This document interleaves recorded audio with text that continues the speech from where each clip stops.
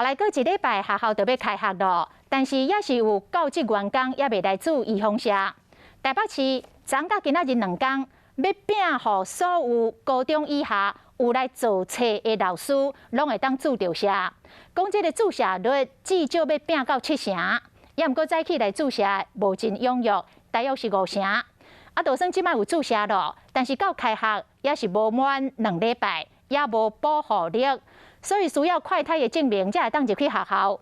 教育部讲已经拨经费予各县市来补助着快筛的费用，希望开学了后，老师学生拢平安。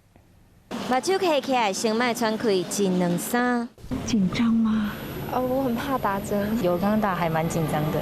会哦。对啊，因为听说很多症状。搁恐怖嘛无病毒恐怖，老师要来注疫苗，因为搁1礼拜就要开学。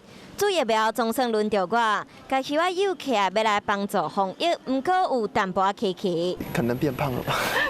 你是说变种病毒吗？人变种了？没有，就是可能暑假是吃太好。上长的暑假将要结束。台北市政府伫花圃注射站昨和今仔日要替所有高中以下老师注疫苗。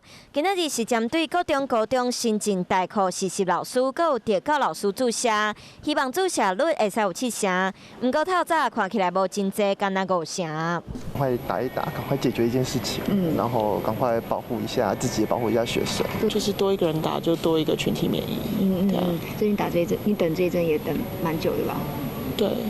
今仔日注疫苗也无保护力，到开学也无2礼拜，要是来做快筛才会使。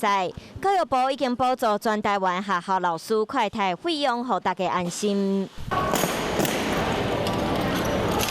开学了后，囡仔健康就会像内底无枪支的穿同款安全，袂互新冠病毒个掠到机会。